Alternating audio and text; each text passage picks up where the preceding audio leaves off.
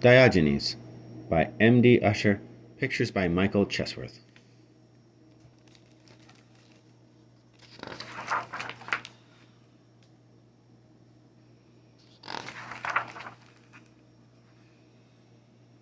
This is the story of a remarkable dog who lived a long time ago in ancient Greece. His name was Diogenes.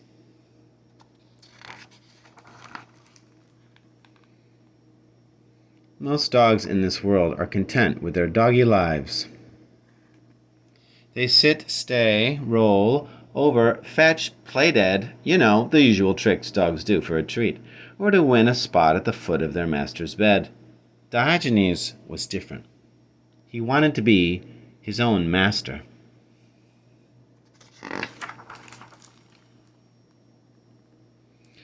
One day, while his friends were up to their usual tricks, Diogenes noticed a mouse.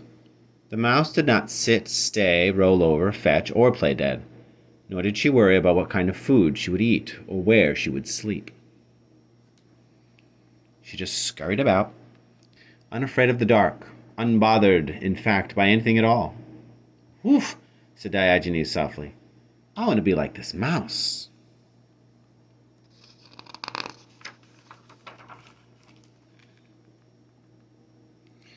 Diogenes knew that in order to live like the mouse, he needed to learn some new tricks.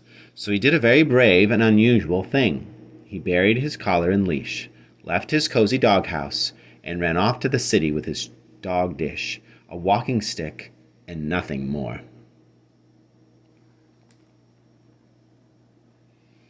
Diogenes felt unbelievably free, as if a great burden had been lifted from his back. "I like being my own master," he thought.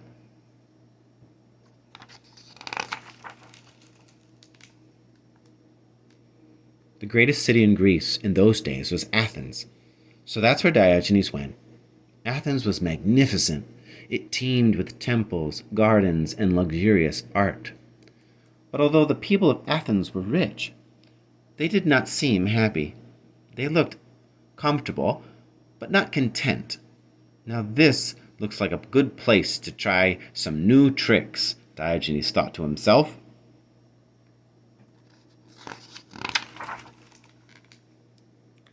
Diogenes' first trick was to need as little as possible, and to want even less than that. When he was hungry, he begged for his food. When he was sleepy, he just curled up in an old pot. He learned other tricks too. To get used to the heat of summer, he'd roll around in hot sand. To get better at enduring winter's cold, he'd hug things covered in snow. Sometimes he even begged from statues. "Why in the world are you doing that?" someone asked him. "To get good at being refused," he said with a smile. He really liked being his own master.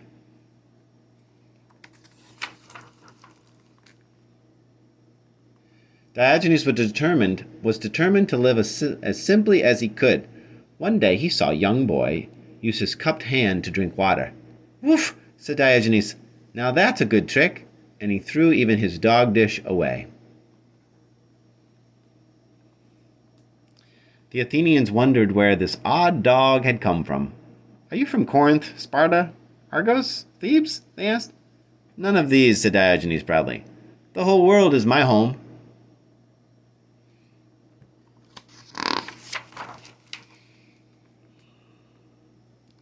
Diogenes was happy with his simple life. He spent his mornings in the park and lounged about all afternoon in the cool porches and temples of Athens. People asked him if he missed having his own house and garden. "Why should I?" he replied, waving his paw at the great buildings and beauty around him. "I live like a king."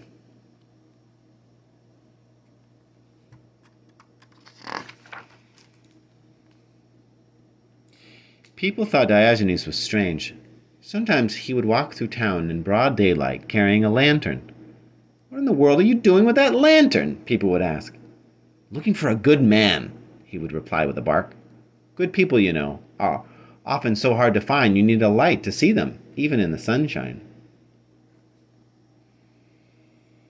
Diogenes soon became the most famous dog in Greece. People traveled from all over to see his latest trick. One morning he was sunning himself in front of his spot his pot, the ruler of the world, Alexander the Great, stopped by for a visit.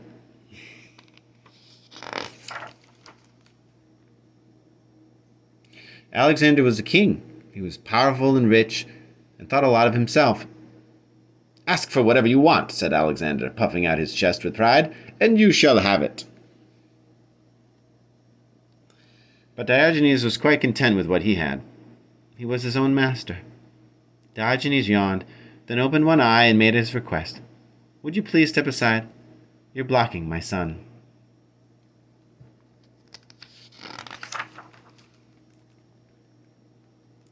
The king was taken aback. He said, scratching his head.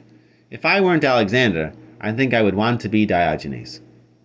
Yes, this is a good life, thought Diogenes. Then one day, when Diogenes was walking through the countryside to look for good men there, a dog's catcher snatched him up and took him off to the pound.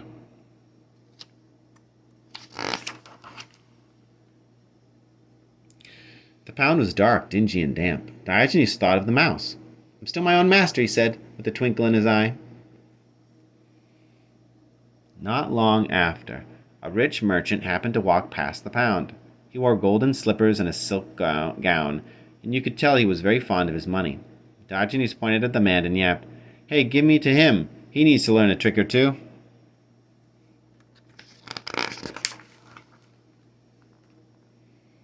The man, who in his heart was a good man, stopped to have a look at Diogenes. "What tricks can you do?" he asked. "I know how to be my own master," Diogenes said, wagging his tail, "and I can teach you to be your own master too." The man was intrigued. "This must be an exceptionally smart dog," he said to himself, so he brought Diogenes home to take care of his children.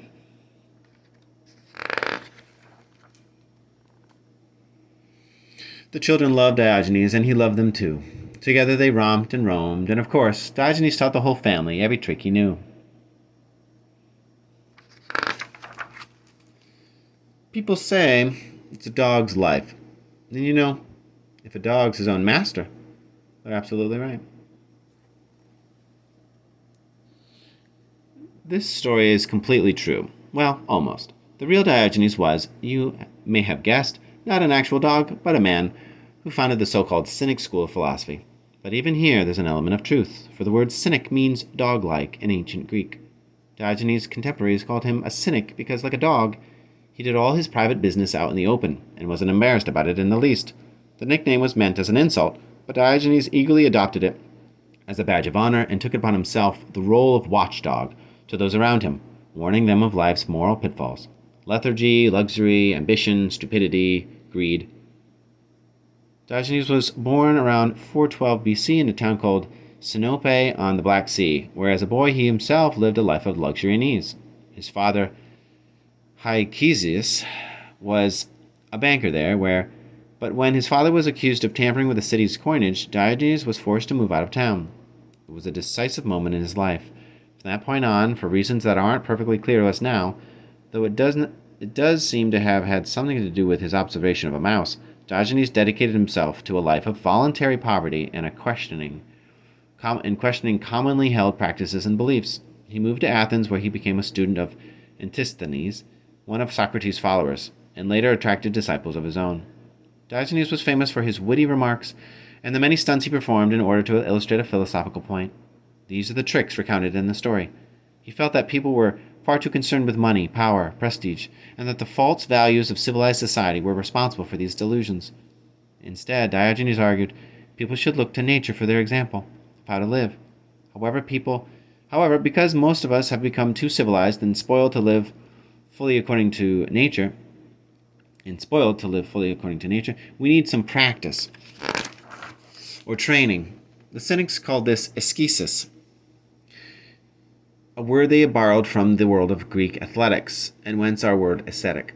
And so they lived outdoors, ate whatever food came their way, hugged cold statues, and rolled around in hot sand. Diogenes also believed strongly in free speech, parasia, in Greek, which he considered the finest thing in the world. By free speech, he meant the courage and capacity to say whatever one thinks is right, in whatever way might be most effective to whoever needs to hear it, no matter what the consequences. The ultimate goal of a cynic's life, however, was to achieve autarkeia, or self-sufficiency, which Diogenes and his followers regarded as a kind of physical, intellectual, and moral independence from the ill-considered views and lifestyles of society at large. Autarkeia, in short, is the art of being one's own master. For all his poverty and free thinking, Diogenes really did live happily ever after and to a ripe old age as a tutor in the household of a rich man called Xeniades from Corinth. He was never sent to the pound, obviously, but rather captured by pirates and sold to Xeniades as a slave to be the tutor of his children. Xeniades' children fell in love with their new teacher, and it wasn't long before they themselves started to copy Diogenes' lifestyle. In fact, they became cynic philosophers when they grew up. When Diogenes died, the city of Corinth erected a marble statue of a dog over his grave and dedicated a bronze monument with these words inscribed: Diogenes, though bronze grows gray with time, your glory is forever in its prime. You showed the smoothest road in life's ascent is to be with our own selves content.